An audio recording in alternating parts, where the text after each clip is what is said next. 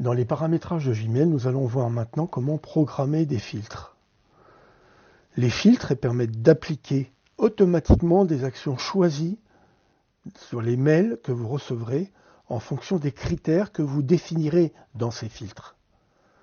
C'est une des choses les plus pratiques, un des moyens les plus efficaces qui vous permettent d'organiser votre boîte mail très rapidement et d'une manière systématique. Avant d'entrer dans la programmation des filtres, faisons un petit rappel des indicateurs, des marqueurs qui précèdent chaque mail dans votre boîte de réception de Gmail. Voyons, la première chose, c'est une case à cocher qui permet soit de sélectionner chaque mail, soit de sélectionner tous les mails si on coche la case de tout en haut pour tous les mails. Ensuite, le deuxième signe, c'est l'étoile qui peut être soit colorée ou avec d'autres signes, soit vide. C'est l'indicateur de suivi des mails. Pour moi, il est très utile car il permet de mentionner qu'on a encore une action à faire sur un mail ou qu'on a quelque chose à attendre. Suivant la couleur et le signe. Et quand ce mail a été traité complètement, eh bien on peut décocher l'étoile et à ce moment-là, on sait que le mail n'a plus besoin de notre attention. Ensuite, le dernier signe, c'est le petit parallélépipède à une espèce de flèche dirigée vers la droite. De la même façon, quand ce petit parallélépipède est coloré en jaune, par exemple, c'est un indicateur de message important. Si le message est considéré comme important, il peut par exemple se voir attribué soit sur votre smartphone, soit sur votre ordinateur, un traitement particulier, comme par exemple des alertes, en particulier sur le... Prenons un exemple, un message que je viens de m'envoyer, qui d'ailleurs donne une définition du libellé dans Gmail. Les libellés, en fait, ce ne sont pas vraiment des dossiers comme on a pu avoir l'habitude d'utiliser des dossiers quand on était dans des messageries où les mails ne restaient pas dans le cloud, mais étaient stockés sur l'ordinateur. Et là, l'organisation des messages correspondait à l'organisation des fichiers habituels, c'est-à-dire qu'on mettait les messages dans des dossiers. Ici, le libellé, c'est une espèce de post-it. Là, on explique que c'est une sorte de post-it. Pour comprendre correctement le concept de libellé, imaginez chaque courriel est une feuille de papier. Les libellés sont des post-it que l'on colle sur la feuille de papier. Il y a des libellés par défaut, tels que boîte de réception, message envoyé, corbeille, spam, ça correspond au fonctionnement normal de la messagerie, et des libellés que vous appliquez vous-même. Donc effectivement, ça peut être considéré comme des post-it ou des onglets. Et quand vous les sélectionnez, eh bien, tous les libellés qui sont identiquement appliqués à différents messages font apparaître ces messages. Donc ça fonctionne un peu comme les anciens dossiers, mais le gros avantage, c'est que ce sont des repères qui sont qui sont associés à chaque message, mais qui sont faciles à retirer et à remettre sans du tout altérer le message. Pour maintenant entrer dans le filtre, on prend cet exemple de message en se disant, bien, je vais filtrer ces messages. Donc on clique sur les trois petits points en haut à droite du message pour demander le filtrage de messages identiques.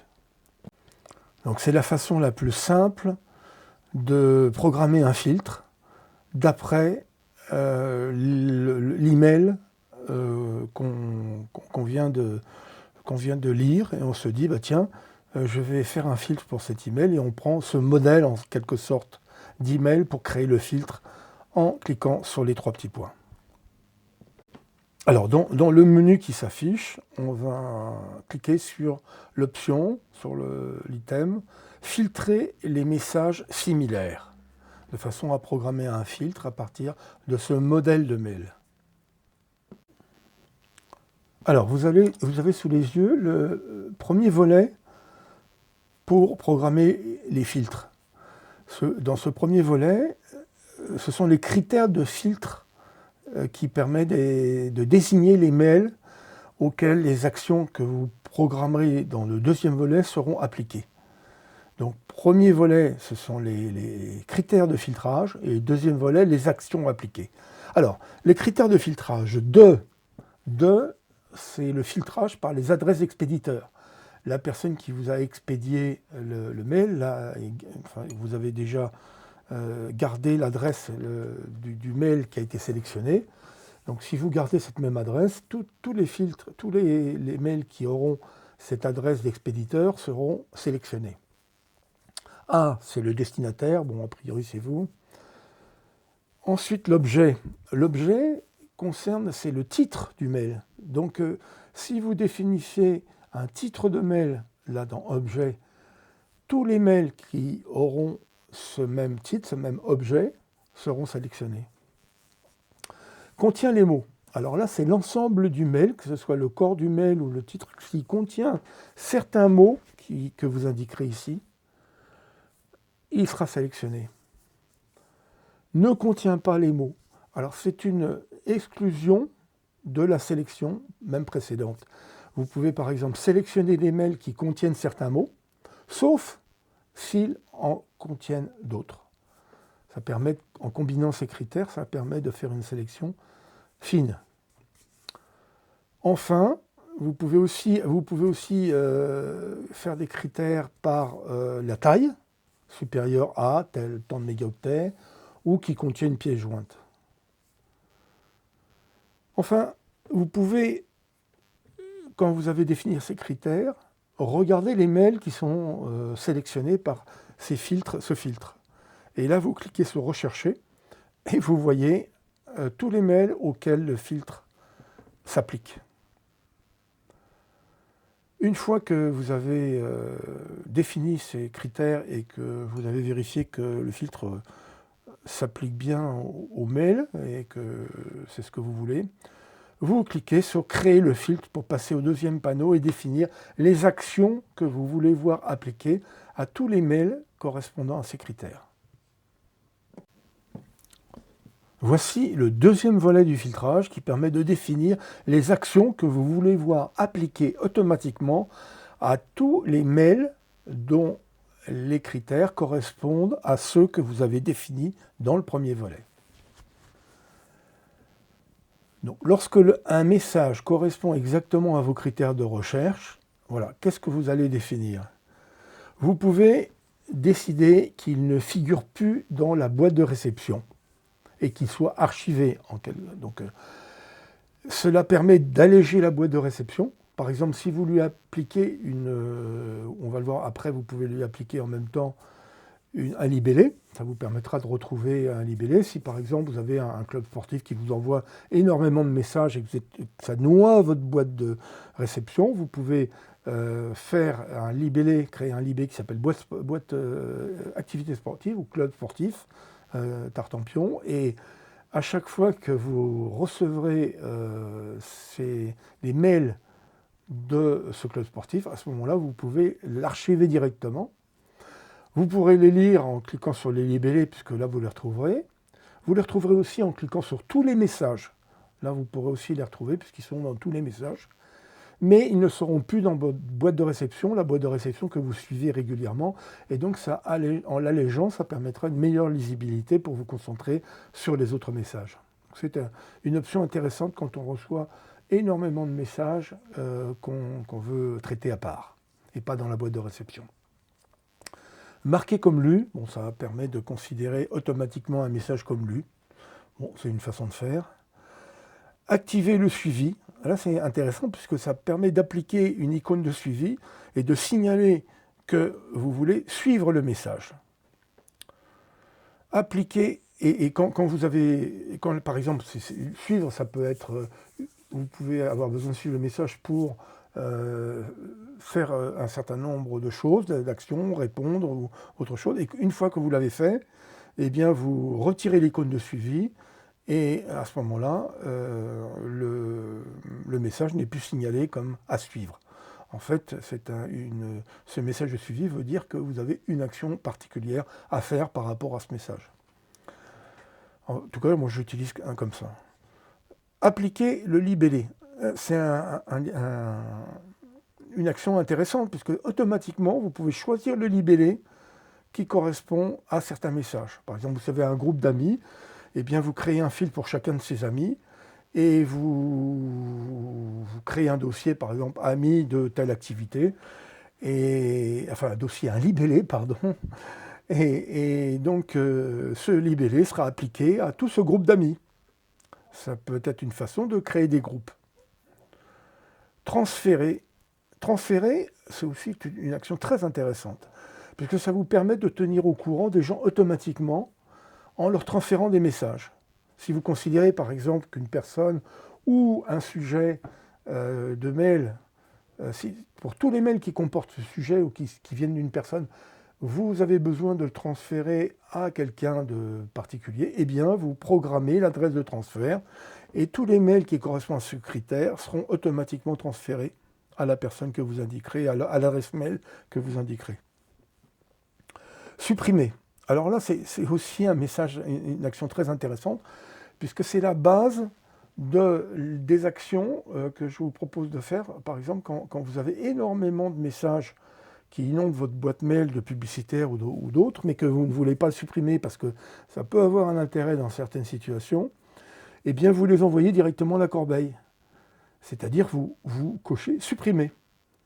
Et ces messages qui correspondent au filtre, par exemple, tel et tel commerçant, vont se retrouver à la corbeille. Ils ne disparaîtront pas comme ça du jour au lendemain, ils mettront plusieurs semaines avant d'être effacés automatiquement de la corbeille. Donc si vous suivez la contenu de votre corbeille, vous faites un peu le chiffonnier, et de temps en temps, vous regardez les contenus de la corbeille, les messages qui vous intéressent, vous les retournez, vous les retransférez dans la boîte de réception, et vous les traitez. Et puis par défaut, tous ceux que vous avez laissés, qui sont sans intérêt pour vous, puisque vous avez retiré tous les messages qui vous intéressaient, vous pouvez cliquer en une seule fois sur « vider la corbeille » et ils disparaissent tous d'un coup. Donc c'est une façon très rapide et efficace de trier tous les messages de ce type. En même temps, c'est un autre avantage très important, j'explique dans l'article du blog qui s'appelle « Tri des alertes de mails sur votre smartphone », uniquement pour ceux que vous désirez, c'est-à-dire que vous ne recevrez des alertes sur votre smartphone que des mails qui n'iront pas à la corbeille. Tous les mails qui iront à la corbeille, vous ne recevrez aucune alerte sur votre smartphone, ce qui permet de suivre ces alertes d'une manière très sélective. Donc, moi, j'utilise beaucoup cette fonction supprimer. Ensuite, ne jamais envoyer dans le dossier spam. Ça peut être utile pour contrer des erreurs et pour les mails, on ne veut pas qu'ils figurent en dossier spam s'ils risquent de l'être. Toujours marqué comme important. Toujours marqué pour important, oui, c'est aussi important que le suivi, c'est différent, mais ça montre que certains mails sont importants et peuvent être classés ou créer des alertes en conséquence. Donc à partir de cette catégorie de important, vous pouvez programmer soit votre ordinateur, soit votre smartphone pour qu'il y ait des alertes ou des classements particuliers. Ne jamais considérer comme important, c'est la décision inverse à laquelle vous pouvez attribuer à certains mails. Ensuite, associer à une catégorie. Moi, je ne me sers pas des catégories. Par contre, appliquer également ce filtre dans ce cas-là, c'est à un message correspondant. Là, on vous indique le nombre de messages auquel correspond le filtre. Donc ça vous alerte si le nombre correspond à l'idée que vous en faites, c'est bon. Si par exemple il y a un nombre trop important de messages, ça veut dire que quelque chose n'est pas bon dans votre filtre et vous avez intérêt à vérifier le filtre. Dans le volet précédent, vous aviez la possibilité de le vérifier. Retournez au volet précédent par la flèche en haut à gauche et vérifiez que le filtre s'applique bien uniquement aux mails qui vous intéressent et pas à d'autres. Donc regardez la cohérence de ce chiffre auquel le filtre, les nombres de mails auxquels le filtre s'applique. En bas, tout à fait en gauche, il y a un petit tutoriel auquel vous pouvez accéder en cliquant sur le point d'interrogation. Et à droite, eh bien, vous terminez en créant un filtre. On verra que vous pourrez aussi modifier ce filtre et accéder dans les paramètres de Gmail. Mais en tout cas, là, en créant le filtre, il va s'appliquer donc à tous les messages. Alors, la dernière case, la dernière case qui indiquait appliquer également ce filtre à X messages correspondants, vous n'êtes pas obligé de la cocher, c'est-à-dire que là, c'est une proposition d'appliquer l'action aux mails que vous avez déjà reçus. Ça me semble logique de l'appliquer aussi aux mails que vous avez déjà reçus, mais vous pouvez aussi, en ne la cochant pas, considérer que les mails qui sont dans votre boîte mail ne sont pas concernés. Alors, attention, parce que quand vous, par exemple, vous envoyez un mail à la corbeille et vous le supprimez, vous avez intérêt à ne pas cocher cette case appliquée au mail correspondant, parce que si, par exemple, vous avez un mail dans votre corbeille que vous retournez dans la boîte de réception parce que vous voulez le garder dans la boîte de réception, si vous voulez qu'il y reste, eh bien, il ne faut pas cocher la dernière ligne, appliquer également ce mail au message correspondant existant dans la boîte de réception. Vous laissez ce mail décoché dans ce cas-là. Dans les autres cas, vous pouvez le cocher. Alors, nous avons vu comment programmer un filtre à partir d'un mail du type de ceux que l'on veut filtrer. Si vous voulez accéder aux mails déjà programmés pour les modifier ou les supprimer, ou si vous voulez programmer d'ailleurs de nouveaux filtres à partir de zéro, sans partir d'un mail, vous pouvez le faire à partir des paramètres, en rentrant dans les paramètres de Gmail. Donc, vous lancez Gmail, vous cliquez sur la petite roue dentée en haut à droite de la messagerie. Dans la fenêtre qui s'ouvre, tout en haut, vous cliquez sur « Voir tous les paramètres ». Et dans « Voir tous les paramètres », vous avez différents onglets qui apparaissent, Général, Libellé, Boîte de réception, Compte et importation, Filtre et Adresse bloquée. Voilà, vous cliquez sur « Filtre et Adresse bloquée » et vous vous retrouvez dans la fenêtre que je viens de vous afficher.